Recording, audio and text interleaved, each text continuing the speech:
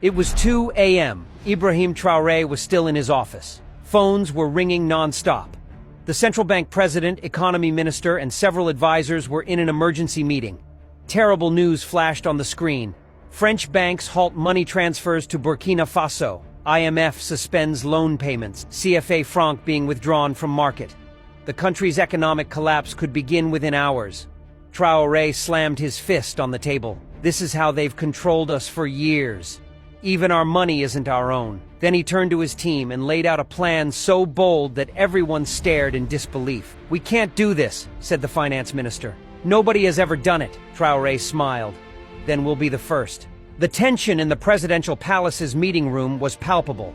Outside, the lights of Ouagadougou city sparkled, while inside, Burkina Faso's future was being thrown into uncertainty. Ibrahim Traoré walked to the window, hands clasped behind his back, looking out with thoughtful eyes. "How much reserves do we have?" he asked, without turning from the city. Dr. Amina Konate, the central bank president, looked at her file. "Officially $400 million, but most of it is held in accounts in Paris. We can't access it now." "And gold?" asked Traoré.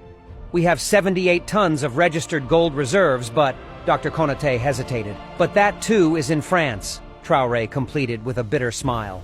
Economy Minister Ousmane Sonko shifted uncomfortably in his chair. "Mr. President, you need to understand the seriousness of the situation. You're threatening to leave the West African Economic Union. Rejecting the CFA franc is economic suicide." "Suicide?" Traoré turned, fire in his eye. "Or liberation? Tell me, Sonko, how can we be an independent country when we can't even print our own money? The CFA franc, the last chain of colonization?" Sonko spread his hands. "All of Africa uses this system. Mali, Niger, Senegal, all of them. And all of them remain perpetually poor," said Traoré, approaching the table. "Do you know why? Because every time we print a banknote, we have to deposit dollars to the French treasury in return. We pay them to use our own money. Is this freedom?" The meeting room fell into silence. Everyone knew Traoré was right, but there seemed to be no alternative. For 70 years, West African countries had used the CFA franc, the French colonial monetary system. Independence was just a piece of paper. Real power remained in Paris. Dr. Konate took a deep breath. "Mr. President, we all know you're right, but practically what can we do? We don't have the infrastructure to create our own currency. No printing presses. And if people start withdrawing money from banks tomorrow morning," Traoré placed a file on the table. "That's why I've been secretly planning this for the last 3 months." The advisors looked at the file in surprise. "Operation Sankara," said Traoré. "Thomas Sankara's unfinished dream. Financial independence." When he opened the file, everyone in the room gasped. Inside were detailed plans for a new currency to replace the CFA franc, the Burkina gold. "This is impossible," stammered the finance minister. "Our foreign exchange reserves aren't sufficient." "Without international recognition," Traoré smiled and pulled a small, shiny disc from his pocket. It was a gold-colored coin with a baobab tree on one side and the country's map on the other. "Prototype of the Burkina gold," he said. "Made from 100% domestic gold. Extracted from our own mines. Processed on our own soil. But," Dr. Konate searched for words, "foreign companies control our mines. They monitor our gold exports." Traoré's eyes gleamed. "Not anymore." "Not!" The economy minister jumped to his feet. "You nationalized the gold mines? When?" "Officially tomorrow morning," said Traoré calmly. "But the operation began 3 hours ago. The army is now taking control of all mines. French and American company executives are being politely escorted to the border." Those in the room looked at each other in astonishment. The move was bold, dangerous, but also clever. "What about boycotts, sanctions?" asked Dr. Konate. "The West will do everything to crush us." "Of course they will," Traoré confirmed. "They'll want to punish us, but to punish us, they first need access to us. And this is where the second phase comes in." He pressed a button, and a world map appeared on the screen. Certain countries were marked: Russia, China, Iran, Turkey, India, Brazil. "For the past 6 months, we've made secret agreements with these countries," said Traoré. "Direct trade with their own currencies, bypassing the dollar or euro. We'll sell our gold directly to these countries, and they'll provide us with the technology and products we need." "I didn't know about this," said the economy minister, his voice trembling. You didn't need to know, Traoré said kindly. If French intelligence had sensed even the slightest hint, the financial blockade we're experiencing today would have started months ago. Dr. Konate took the coin in her hand, holding it to the light. Beautiful, she said. But will people accept it? Habits don't change easily. Traoré smiled. People have been storing gold at jewelers for years. We're offering them something of real value instead of worthless paper money. But the real punch is here. He opened another file. Inside were designs for digital wallets. The Burkina Digital Wallet, said Traoré. A free mobile app for every citizen. Gold-backed digital currencies. 100% transparent, secure, and most importantly, completely outside the Western banking system. The finance minister shook his head. This is crazy and brilliant. But how will we convince the people? Just then, Traoré's assistant entered the room. Mr. President, the connection is ready. Traoré turned to his team. Convince the people. Let me show you. The large screen came on. On screen were leaders from 5 different African countries: Mali, Niger, Guinea, Togo, and Benin. Presidents, said Traoré, I believe we've all received the same news. The West has pulled its economic weapon again, but this time we're prepared. I want to share our plan. 2 hours later, when the meeting ended, there was a new energy in the room. Fear had given way to determination. Ibrahim Traoré looked at his advisors. Day was breaking. Dawn is coming, he said. Not just in Ouagadougou, but across Africa. Dr. Konate closed her laptop. Will you make the announcement to the people tomorrow morning? Traoré shook his head. I'll do it now. People should know the truth before they go to the bank. They should feel pride, not panic. His request for an emergency broadcast to the national television station was approved within minutes. As the team prepared, Traoré examined the prototype in his hand one last time. The gold coin gleamed under the morning sun. Thomas Sankara, he whispered, as if addressing the ghost of the revolutionary leader. Today we complete your unfinished work. At 6:30 a.m., as the people of Burkina Faso were preparing their breakfasts, they were surprised to see President Traoré on their televisions. He stood in his military uniform, calm but determined. People of Burkina Faso, he began. I appear before you in these early hours to make an important announcement. Last night, French banks and Western financial institutions launched an economic war against our country. They cut off our access to our money. They stopped transfers. They canceled loans. In homes, cafes, and on street screens, people looked at each other with concern. You know why they did this, Traoré continued. Because we want our independence, because we demand control of our resources, because we say that Burkina Faso belongs to the Burkinabe. The camera zoomed in on the gold coin he held in his hand. From today, we stop using the colonial currency, the CFA franc. We start using our own money, the Burkina gold, a currency backed by 100% domestic gold, carrying real value. Then he held up his mobile phone, showing the app glowing on the screen. And this is the Burkina Digital Wallet. It will be distributed free to every citizen. You no longer need banks for your money. The digital gold will be directly in your wallet. People stared at the screen in amazement. For some, this was a frightening change. For others, it was a long-awaited liberation. Don't worry, said Traoré, as if reading their thoughts. All the money in your CFA franc accounts will be converted to Burkina gold at twice the value. No one will lose, everyone will gain. After this sentence across the country, small cries of joy and whispered questions could be heard.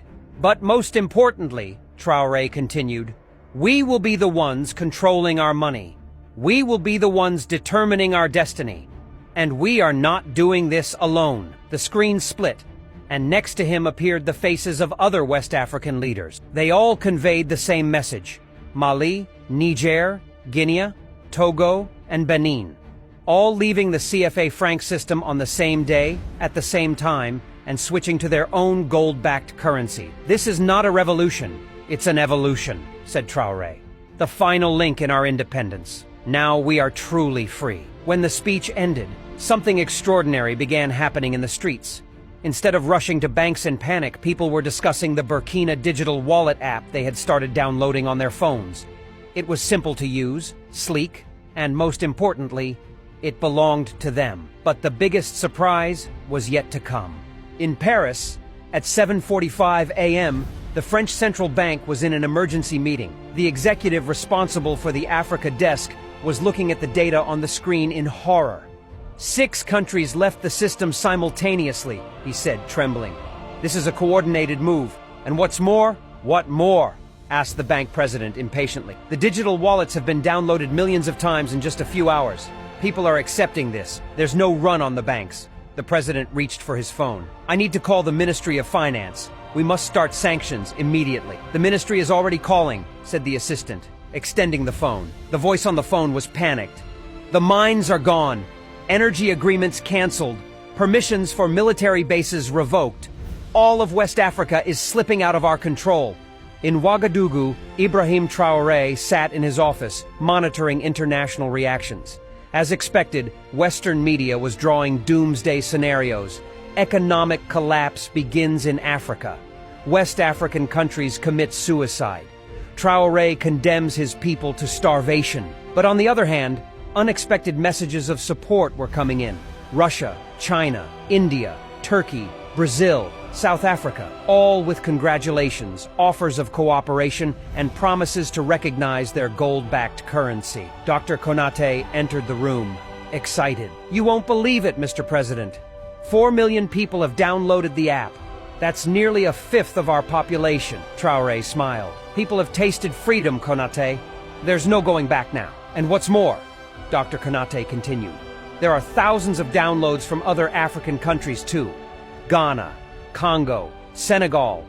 Everyone is talking about this. A week later, Ibrahim Traoré stood in a small village square. Villagers had gathered around him. An elderly farmer was looking at the phone in his hand. I don't know how to use this, Mr. President, he said shyly. Traoré sat down next to him. Let me show you, he said gently. Look, when you press this button, your wallet opens. Here you can see how many Burkina golds you have. The old man's eyes lit up. This is the real value of my money? Yes, father, said Traoré, and no one can take it from you. Can't freeze your bank account. Can't stop transfer. This is your freedom. The villager pressed the mobile phone to his chest. For the first time, he said with a trembling voice, I feel like my money is safe with me. This simple sentence confirmed the importance of what Traoré had done. This wasn't just an economic move. It was a psychological liberation. IMF and World Bank analysts had predicted that Burkina Faso wouldn't last for weeks. A month passed, and the economy was still standing. 2 months passed, and trade volume began to increase. 3 months later, Ibrahim Traoré was invited to the BRICS summit. At the meeting in Moscow, world leaders listened carefully to Traoré. Eastern and southern countries wanted to learn the details of West Africa's bold move. The gold standard was abandoned 50 years ago, said the Russian leader. Your bringing it back is quite interesting. We haven't gone back to the past, Traoré replied. We're going to the future. Digital gold, a currency backed by our own resources. This is next-generation independence. The Chinese leader leaned forward. Your digital wallet technology is impressive. It could offer an alternative model for the global financial system. After the summit, the agreements Traoré signed for his country created panic in the Western press. Direct energy and military agreements with Russia, technology and infrastructure projects with China, medicine and agriculture cooperation with India. Food security programs with Brazil industry and education partnerships with Turkey. Western newspaper headlines were alarming. Burkina Faso moving away from the West. Zrenia, Nova Holodna Vina v Africi. Zrenia, Traoré's dangerous game. But Traoré just smiled as he flew back to his country. We're not moving away from the West, he told Dr. Konate. We're just moving closer to the whole world.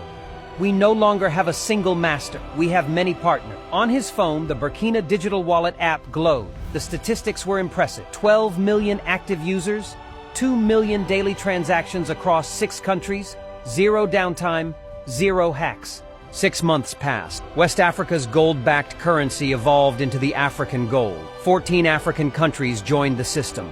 The old colonial currency, the CFA franc, faded into the pages of history. Ibrahim Traoré was now seen not just as a country leader, but as a pioneer of a continental movement. One morning, at the opening of the new Central Bank of Burkina Faso building, Traoré stood at the podium. Behind magnificent gold-plated doors, the country's gold reserves, reclaimed from the West, were securely stored. "Today, we're not just opening a building," he told the crowd. "We're opening a new page in our history. Once our gold was kept in foreign vaults. Now it's here, on our own soil, under our own control." As the crowd applauded, a woman in the back rows was crying. She was Thomas Sankara's wife, the widow of Burkina Faso's revolutionary leader, the visionary killed in a coup in 1987. "He would have loved to see this," she said, shaking Traoré's hand. "Financial independence was his greatest dream. We're bringing his vision to life," said Traoré. "But the only reason we can do this is because of the seeds he planted." Outside the city, at the newly established Burkina Technology Center, young engineers were working. They were developing a new version of the digital wallet app, empowered with blockchain technology, energy efficient, and most importantly, entirely designed and coded by Africans. Burkina Faso had not just created a currency, it had built an ecosystem, from mining to refining, from digital technology to security. The entire system was designed by Africans for Africans. The IMF president was speaking in front of cameras with a forced smile. "Our dialogues with Burkina Faso and its allies continue. We are examining their new currency system. Translation: we can no longer stop them. We have to deal with them." The French president had embarked on an Africa tour. He was promising a new beginning to countries that were once his colonies. But no one believed the old stories anymore. At a press conference, an African journalist asked, "How do you assess West African countries' transition to gold-backed currency?" "We respect their independent decisions," said the French leader with a tense expression.